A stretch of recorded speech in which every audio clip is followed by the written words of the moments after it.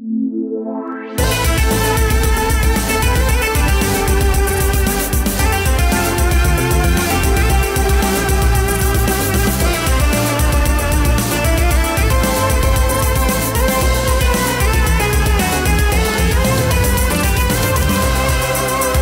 the end of the week, time to kick off your heels, grab a handful of nuts and treat yourself to bubbles and gossip. From Club Eagle Amsterdam, this is Niki Today Tonight. Hello darlings, we're back with another episode of Niki Today Tonight.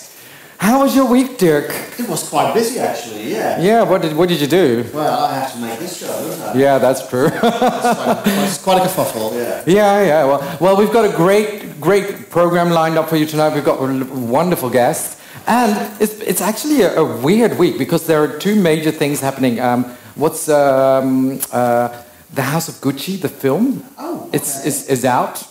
I wonder what that is about. Yeah. It's about Gucci, though. Do you like Gucci? Yeah. I think she's a wonderful dog. Yeah. And the other big news, the new Adele album dropped today. Oh my God. Yeah, this is a very lovely title. It's 30. Yeah, I know. Why? Yeah. It's her age, right? She's 30 years old. It has something to do with her size or something, but no. Age, right? She slimmed down. She's like, now. Just like you. Yeah, just like me. She's now a size 10 or something like that. I don't know. But anyways, let's see who's on the program tonight. Yes. Yeah. In this week's Niki Today Tonight, Wouter is truly big in Japan. Marta is on her way to supermodel stardom. And Reindeer embraces us in song. How tantalizing.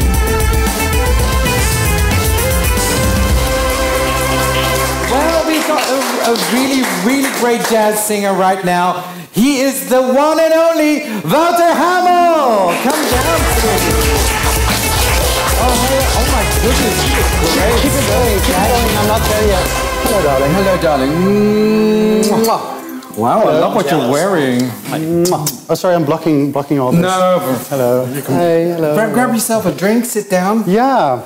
So Am I allowed to have one of these? Yeah, definitely. Little bubbly. Yeah, lovely bubbly. Cheers. How was your week? Thank you. I've been good. I'm so happy to be back on tour again after all this. Let's not mention the C word, but yeah, it's lovely to be back on the road again, doing what I love, and most of all, touring with my musicians and engineer that I'd missed so much. And I'd missed loading dock so much. For the people at home, the loading dock is where you get all the instruments into your cars and shit. And yeah, the instruments into your car, yeah. The loading dock. I love the loading dock because that's where we hang out after shows and have a beer. And, so I've had a good week. Yeah. Great. We've got another guest coming down right now. Oh, yeah. She is a TikTok influencer. She's a model. She's on her way to become a superstar. It's the one and only Marta Boertman. Hello, darling. Come on down. Wow, you look fabulous. How are you, sweetie? I'm very good. Hello. Grab yourself a glass of bubbly. Oh, so I will. Yeah. So cheers. How was your week? My week was very good, actually, but nothing really special happened. But mostly sleeping, to be honest. Oh, well, that's good. I love sleeping. It's my favorite thing, especially now it's getting colder again. I'm like, you can't get me out of bed. Yeah, that's true. Are you more a summer person? No, to be honest, I prefer winter because I prefer to stay in bed. I can't take the heat at all. You should have been a bear. I love her already, yeah. You're still talking my language. Yeah. But let's get our next guest out. It's an upcoming pop star. They compare him to Björk or David Bowie. He is Reindeer! Oh my goodness, you're all so incredibly hot. Hey darling. Hello. Oh, hi. Love what you're wearing. Thank you. Definitely Fashion Week. Grab yourself a bubbly, darling. I forget. This one, yeah. So, everyone, cheers. Cheers. I'm sorry, you got water. No bubbly for you. There's no bubbly for him, but that's okay. We'll get later on. Play anyways. So, sweetie, how was your week? First drink, no. Yeah. Oh, that kind of week. Yeah. No, I had my first gig since Corona. Yeah, a couple of weeks ago you were in the Paradiso, right? No, Melkweg. Melkweg. Yeah. Oh yeah. Same. Yeah, that's the same size, right? Nearly. Nearly. Oh yeah. No, but it was really good, and like also because we played for people who were seated, but not for people who were standing, so it was a totally different energy. But it's so good. It's really good. They were seated, or they No, were before we only played for seated during. and now they stood up. Yeah. It was a real was pop so concert. different. Oh Because wow. people were screaming, or people were getting a beer, or people were talking. And first I was like, "Shut up!" I'm singing here. Singing. Then I thought, "No, this is good. It's really." Oh great. So, Wouter, let's start with you. Oh my goodness, I love all your outfits. I'm just completely in love. And It's very comfy. And did you coordinate the color schemes again? We made We had that Yeah, last no, week as totally, well. yeah. Group text. Last week, all my guests were in black. The week before, they were all in black, and then, my goodness, I do have a spark of color though, Yeah. and it's Yeah, I a saw Gucci. them. Oh, yeah. That was so funny. Very on brand. Well, it is the week of House of Gucci. I would never say that, but my friend works at the Gucci shop, so he gives me this shit for almost for free. Okay, we all I should would get never a buy lot. 200 euro socks. Just No, I thought Disclaimer. he steals them from almost. Now we should get a lot from Gucci. We've been mentioning them often now. Yeah. Yeah. Sponsored by. So, Gucci, come up with your stuff. But anyways, Wouter, You don't need that, darling. you told me you were touring, right? Yeah. And what is your show about? It's about the nightclub era, and to me, well, this could be a nightclub. I've been here at night in a club. So. Yeah, you've been But- here at night. But when I think of nightclubs with the kind of music I make, which is kind of jazzy and maybe a bit, I wouldn't say old-fashioned, very classic, that's the nightclub I'm talking about. Everybody's dressed to the nines, and there's only good cocktails. Oh, a little bit like Great Gatsby. Yeah, so that's kind of the vibe. But of course, there's a twist, and I wear this kind of cropped blazer, so it's all a bit weird, like the MC from Cabaret. Yeah. A bit Love like that that. show. So there's a bit of an edge there as well. So it's a lot of jazz ballads and swing songs, and so it's got a nightclub theme. So, and what is it like for you to go back on tour after the sea? Well, I've been lucky that I have done quite a few gigs in between. Outside for seated people, which is usually my jam because I'm doing a theater tour now, so people are seated. So what is it? Yeah, what is it like? To be honest, I've been not super chill about the whole the C word. I'm gonna say about COVID because I was afraid I'd catch it and I'd end up in a hospital or worse or whatever. So it was a bit strange for me in before the QR time that there was just people who could definitely have it, or that I could have it and that I could, because sometimes my audience can be quite senior. And of course I'm projecting, I'm spitting, while we all are when we are speaking, but especially when you're singing, as you know. So I didn't want to infect anyone. I wasn't very chill, but now I guess I'm vaccinated. Yeah, so I'm more chill about it. And I think I appreciate it more than I did before because nothing like that had ever been taken away from me. Like, this was my life. Also, I haven't been to Japan or Korea or Indonesia or Hong Kong or China in 2 years. That never happens. Usually I just fly back and forth all the time. So it was a time to reflect and to repent. I don't want to ever miss this. You made some lovely new music. Yeah, I was productive. Luckily, Yeah, let's watch a clip. Oh, I didn't see that. Flirty, dance with me pretty. Feels like we're on a lucky streak. Tipsy and blurry. Come on, now hurry. No worries, just let the rhythm speak. Wow, that was lovely. Oh, thank you. Yeah, it looks so summery. I felt like putting on my skates as well. Yeah. It's very 80s. Yeah, Was that? I grew up in the 80s. Well, me too, darling. So did we. I love the 80s. If you would do an 80s song in your set, what would it be? If you could, take one of those classic pop songs from the 80s Wow, and yeah. make it a jazzy song. I read this book, I think it was Shalom Auslander, and he kept referencing the song Sailing by Christopher Cross. I recently saw a friend of mine on Facebook who said, guilty pleasure, I'm going to Christopher Cross concert. I was like, fuck that, that's not a guilty pleasure. He's a legend, he's a Grammy winner. So sailing takes me away. You know the song. Yeah. Of course, I don't have to sing it. I would do that one. Yeah, it's perfect for my voice. We enjoy it's what you do. not far down from paradise. And it's a beautiful rhythm. One of the best live session drummers on that track. So I'm a fan. I should go to a Christopher Cross concert. You should. Because he's still really good. Yeah. So, but what a lot of people, well, people in the Netherlands know, but maybe not in Spain or in Sweden, you are actually the embodiment of somebody who made it big in Japan. Yeah, I guess. That happened in like 2007 with your hit Breezy over there? Yeah, it was a really strange time because, first of all, I was just a struggling musician, aren't we all? But so I had difficulty paying the rent and all that, you know, like a normal person who finishes conservatory and has no idea how they're going to make money. And then all of a sudden I make an album and literally people came walking up to me at North Sea Jazz where I was playing. And they asked, like, are you interested in coming to Japan? I was like, yeah. But then another label approached me. And then my label manager stood beside, well, we already have a few offers. So apparently there was like 5 Japanese labels fighting over me. Really? 5 fighting over you? Yeah, so it was great. It was But like also Chinese or just Japanese? That was just Japanese. Well, the world has changed since then because, as you all know, Korea has a really big role in Asian culture right now. But back then, and maybe recording industry, it's still, Japan is kind of the guide country. If it does well in Japan, there's a big chance it will bleed out to the other countries. And it did, so yeah. And do you still, right now, of course not, but do you still tour a lot in Asia? Yeah, I've been to Korea like 20 times and Japan 22 times. So in those, 13, 14 years. So you got a condo somewhere in Tokyo as well? No. Not yet. No, not really. No. So that's my short answer. Accommodation in Tokyo is quite difficult. That's a pity. I was hoping, you know. It's small. I like got a place to go. I sleep on the floor even in the Airbnb. Don't they all? Yeah. My goodness. But sometimes they put us up in very nice hotels, and as a struggling musician, I'd never had that 5-star service.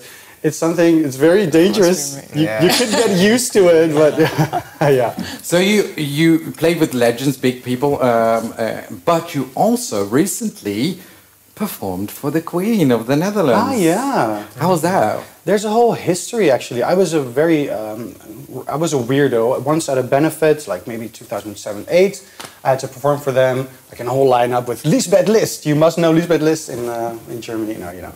But she's a legend. And I had 2 albums in my pocket because I knew I was going to meet Willem, Alexander, and Maxima, who were then the Crown Prince and Princess and are now the King and Queen. I was like, here's my CD. I have 2 for you because you probably both have cars with drivers separately. And they were like, ha ha ha. And afterwards I was shaking a bit like, ooh, did I really just say that? And that's where kind of it started. So they invited me for lunch. I'm an ambassador of a group to bring more music to elementary schools. Here with Maxima, I've been to the... So you're besties with the Queen. My goodness. Am I humble bragging? I'm like a little scared, a little nervous. Wow. Yeah, and then recently I sang for her birthday as well. Talking about singing, you're going to perform a little song for us, aren't you? Yeah, I will. So go get ready and I'll announce you. Okay, great. So right now, here in Club Eagle Amsterdam, we have the legendary Wouter Hamel who's going to sing a song. Wouter Hamel, everyone.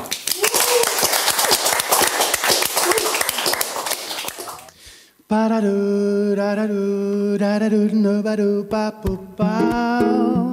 Bra-da-da-da-doo-da-ba-doo. Didn't pick up on the signs, afraid to read between the lines. I close my eyes and drift to yesterday. I'm afraid to tell you so. Think it's better if I go, but you can drift with me to brighter days. I hope you're having fun out there, across that big blue sea somewhere. Oh, I wish you pleasant dreams. How I hope you dream of me Whoa, whoa, whoa, ba da da ba ba da da da ba da. Ba ba da yo no na na no da ba da ba ba da.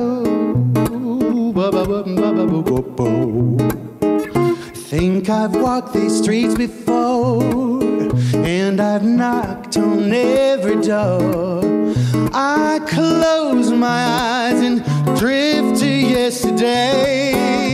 Oh, I'm afraid to tell you so. Think it's better if I go, but you can drift with me to brighter days. Now,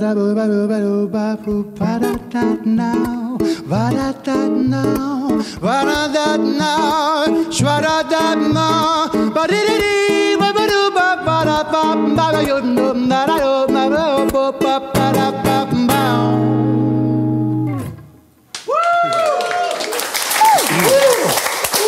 That was lovely. That was so beautiful. Thank you so much. So, Marta, you are, did you start out as a TikTok influencer or? I mean, I started modeling like 10 years ago, and I kind of just rolled into the TikTok world. It was a very random But thing. you got like 1.1 million followers. Wow. I think I started like 1.5 years ago. It went super quick. Like, it went really quick and very unexpected. For me, it was kind of a joke to start this whole TikTok journey. I just wanted to see some more representation for the queer community, but in a more natural and not so serious way, like just relatable, accessible. And I started making jokes about it, and now I'm here. So that's a pretty big deal. I scrounged through your account when you start with one video, you know. Let's see the other one. Okay, let's see the other one. And before you know it, it's like, oh my God. 2 hours later. Exactly. I hate it when people say this, actually. It's like, I saw your videos, I'm just like, oh, I'm so sorry. I'm so sorry. Well, it's actually quite funny because you don't take yourself seriously at all. I mean, let's watch that little clip. Just a that gentle one. reminder, if you're not being nice to your girlfriend, I'll be nice to her. I'll be so nice to you. You won't even remember him. She won't even remember you. So that was absolutely, that was hilarious. But what kind of video, is most popular? What do you prefer to do? I mean, I prefer to make jokes, but I feel like my videos where I do take myself seriously or, I don't know, I just say very dumb things, I feel like those are the videos that get most views. I feel like it's very random, though, on TikTok. It's just the videos you put the least time in, they get the most views, and I really don't understand it. I just upload everything, and I'll see whatever does well. Have you ever started a challenge? I don't think I've really done like a challenge, to be honest, because they go so fast. I mean, I might have, but then it's like makeover challenges or like making myself look like a straight girl or... That was something. That was really horrible. I hate that. Wow. Where do you even buy clothes like that? Yeah, exactly. In the straight girls' closet. Not in Amsterdam. Not in the men's section. But you're also a supermodel, well, nearly a supermodel. You're working on it. Well, you've done actually great shows. You've done things with Calvin Klein or Chanel. A lot, yeah. So what is that like, being a supermodel, a queer supermodel? That is kind of crazy. I mean, most of my career, I wasn't really out of the closet because I was kind of scared that some brands might not want to work with me. So I actually only like publicly came out a couple of years ago. So that was a pretty big deal for me personally.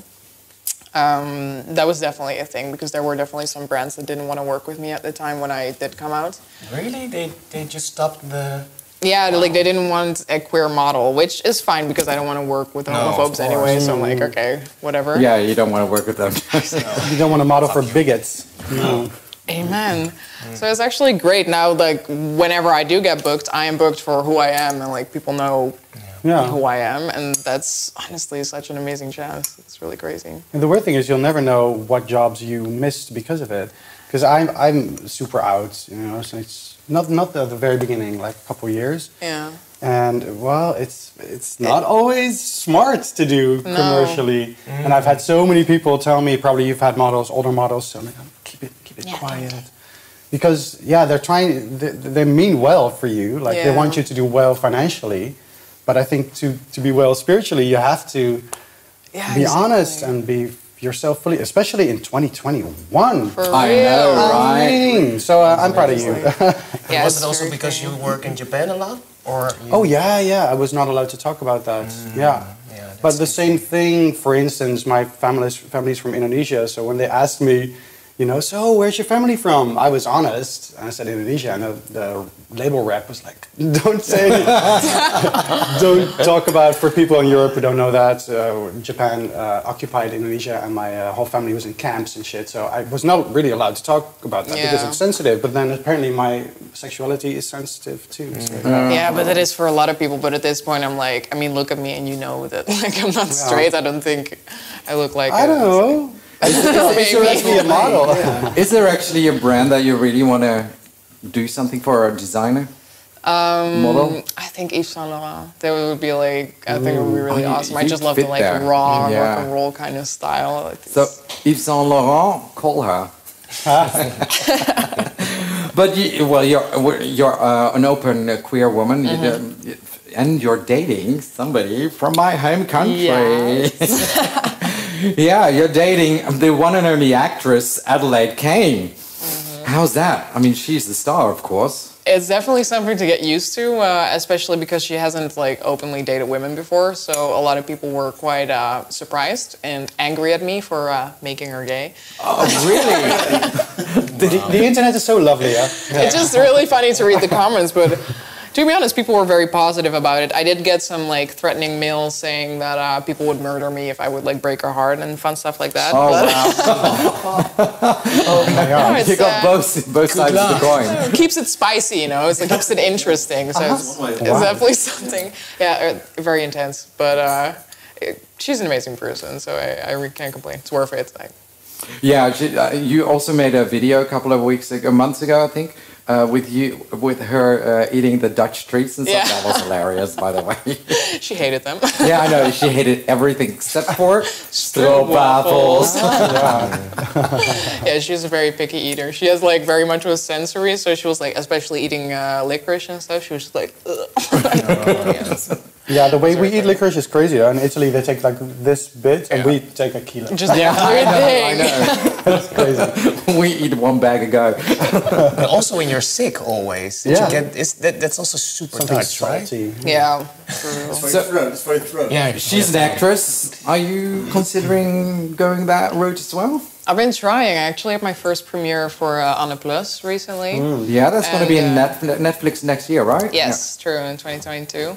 I'm in there for like 2 seconds, so if you blink in the beginning, you already miss me. But it's like still a very big deal for me because you went there too. Yeah. Did you like it? I thought it loved was so it. good. It's so good. An amazing movie. It was so much fun to film. Like these people are so creative and so real, and it was such an amazing opportunity because I watched this show when I was like a little baby gay, so it was just like such a big deal to be asked for this. So I hope I can go further from there. That would be amazing. So, well, you've got lots of jobs, opportunities lined up now. I mean, directors call her. Okay. Give her a part. Okay. My goodness. So, next to you is the one and only Reindier. Reindier, you're, I'm going to read it out loud because it's a multimedia artist specialized in music and theater. That's what you are. That's me. In other words, you don't do ordinary gigs. No, I try not to. But no, mostly my goal is a little bit to do a hybrid version between theater and a concert. And nowadays it's really, like if you go to Lady Gaga concert, it's always very theatrical and big and there's a story. But maybe also in Holland, if you are just a small artist, it's like, okay, go on, you have 20 minutes changing, you have to play, and then that's it. But for me, it was always like, I want to have more like a stage design and costumes and a story behind it. So, yeah, that's the thing I liked, so I have to fight a little bit more for it, but it's getting there. Yeah, I know. Well, there are other people who also did that. I mean, if you look at what David Bowie did in his early years. Yes. That was very theatrical. I mean, And you had you don't call it an album. It's called a project. What you do, right? Yeah. And it's a concept of an album, short movie, and a show. It's called Obsidian Silk. Is that correct? Yeah. Tell us about it. Well, I wanted to make like a project where I tell a story about. It's like a kind of a fairy tale I made about a boy who slowly turns into a kind of robot figure because he suppresses his feelings and his gay sexuality and mainly that. And I wanted to make that in a story that you can see it in a movie, that you can see it in a performance, and that you can listen to it on the album, but it all tells the same story. Oh, it's not like a continuum. It's not like you first have to see the concert and then... No, because also you have the vinyl, like you can open it up and then you can read the whole fairy tale, so everything is connected. Wow. Yes. I want that. Yeah, me too. Yeah, Yes, please. And how did you get to that storyline? Well, it was something I had for a long time in my head, but the whole robot thing came because I went into, I don't know the English word, MRI scan? Something like that. MRI scan. Of course, MRI scan. And then I went inside and it really felt like I had something with my nerve system because my left vocal cord is paralyzed. So they had to check like what was happening. But when I was laying there, it felt like there were those little tickies and those rumbling sounds, and I was inside of like this kind of claustrophobic thing, and it really felt like I was this human being inside a robot thing, and I just wondered, why can't I just be a robot? And they open up everything and they fix it and I can continue doing my shit. Because that happened at the beginning of your career, right? You were studying vocals and you had like 5 octaves or something, and then that paralyzed. How did that influence all of it? I mean, that was a tragedy. Yeah, because I started, it was like 7 years ago when I first released my first EP, and then it happened, so I had to quit everything, but that was the first time there were like managers and bookers, and I was like getting ready to do everything, and then the thing with my voice happened. But it was really a tough time, but it also made me like how I appreciate making music right now is totally different, because then it was you're young and you want everything and you're eager, and now I take my time, I listen to myself, and I'm like, what do I want to make? What do I want to make for the world, for myself? And so what happened? You were not able to sing anymore, or I don't really get it. Sorry. The left vocal cord is paralyzed, so it's standing. Okay. Yeah, I'm gonna scare you. It's standing still, so it's like that is a normally thing, it's doing no, this, I know about it as well. and now it's doing this. So I can still talk, but it's a little bit more harsh, and I cannot do like the octaves up. So your head voice is gone because it's not. It's some laryngitis. It sounds really like that. But then like a good realization moment for something like this. But it resulted in this wonderful project. Let's look at a clip of one of the songs. Yes. You took it all, what's left of me. You took it all, what's left of me. Wow, looks absolutely stunning. You had this is the part of the show that you had in the Melkweg, right? Yes. Yeah. Yes, okay. yes. So how was that, standing on stage again, completely for everyone? Weren't you nervous?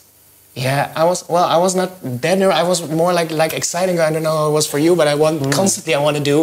Yeah, I want to do I was like so. So it was not my best concert because it was way too hyped. But you had really great reviews. Yeah, it was really nice. Yeah, really good reviews. So it was also the thing. I was working for this project now for 4 years almost. So this was the time I could release it and send it out. So really more shows are coming up? Yes, but we have a tour from January 22. Okay, well, we can wait until January. It's there. November. It's not that far away. Come on. So, the great thing about you, what I love about you, is that you embrace your queerness and your feminine side a lot. It's part of your shtick. Let's call it that. Why did you choose go that way? Yeah, for me there's no other way. It feels like I have to do that because otherwise I'm not true to myself and also not true to the art I want to make, because I want to tell a story and I really want to get people to come inside my world, and that's such a big part of my world, so I cannot not do it. It's really important for me. And do you also feel like you have to be like an activist in this? Or is it more because of you, who you are? Yeah, I think so. And maybe because of my music and because of what you feel during the show or listening to my music, you can feel something that can cause like a change of mind. But I don't see myself as an activist, but yeah, it's a very broad spectrum. But you are all role models, you know that, right? Yeah, that's maybe. Are you better aware word. of that? Well, he wasn't when he visited this club, though. I know you answer very easily to that. You're like, yeah, but I'm not sure. I never really see myself like that, but yeah. Yeah, you are. I kind of, yeah, you're right. Yeah, I mean... because I have been brutally honest, for instance, Japan again, about being queer, and also I think being an activist is kind of talking about it when it's not directly asked, and kind of weave in my boyfriend or something, and you see the little startle. But because of that, a lot of, especially girls in NY, have reached out to me on DMs and shit, like, I want to come out of the closet, what can I do? And so I guess that means that you're a role model, yeah. Okay, that was a long explanation. Yes, we're all role models. I feel like even if you just help one person feel more comfortable about themselves, you're already like a role model in a way. But at the same time, feeling like you have to be an activist, like especially because I like to present more masculine and stuff, I feel like people kind of expect you to be this kind of activist. Even if you're just being yourself, and people can take that however they want. That's the thing. Speaking about being yourself, you're going to be yourself here on stage. Well, this is not a really big stage, but you're going to perform for us, right? Yes. It's from your new album? No, this is not from the new album. Okay. I thought I'd do a little snippet from... Because we do this one also in the show, but I just love it. And it's also a little snippet in the part of... in the movie Anne Plus. So, really? Great. So coming back to life a little bit. So get yourself ready to perform, and I'm going to announce you. So, sweethearts, babies, darlings, we have a special treat. Here is Reindeer!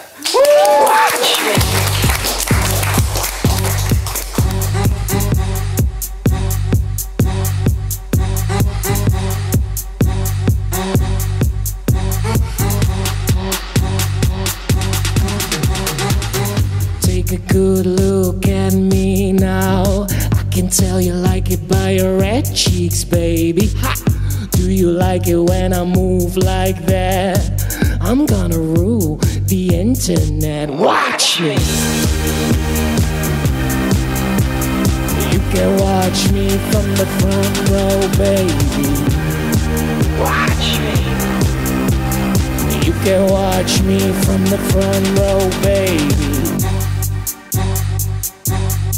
Watch me. A possession that you want to see. I'm fancy looking cause I know what I want. Wish me luck cause baby, you can never control. Get it out now, ha, ha, the god of the show. Do you like what you see? You can watch me from the front row, baby, no. Hey, you can watch me from the front row, baby. You can watch me from the front row, baby. Oh, you can watch me. Yeah! That was absolutely stunning. And where did you get those arms, those tentacles? Tentacles. Yes, it's made by a team who 3D printed them all. Oh. So they made 10 pieces, and it took like 800 hours to 800 hours? print everything. Wow, my goodness. Yeah, that's why the show took so long to make. 800 hours of printing. So it is Friday night. We're going to play a little game. Do you play drinking games? Not really. The post-it thing. Oh, you did the post-it thing? Yeah, we used to do it with friends a lot. Yeah. And do you play games when you go out? Yeah, I play I call it the assignment game. And you have 10 levels, and then each level is getting more difficult. And for example, he has to go to him and say, you look very beautiful. How did you know? I just feel. But it can also be like you have to go to the toilet lady and say, I shit my pants and I need another pants. Oh. So it goes up. Level 10 is like... Oh, what's the most extreme thing you did? Quite awkward. Level 10 is, the most extreme thing is level 10, then you have to go to somebody's house. So... but, like, yeah, but have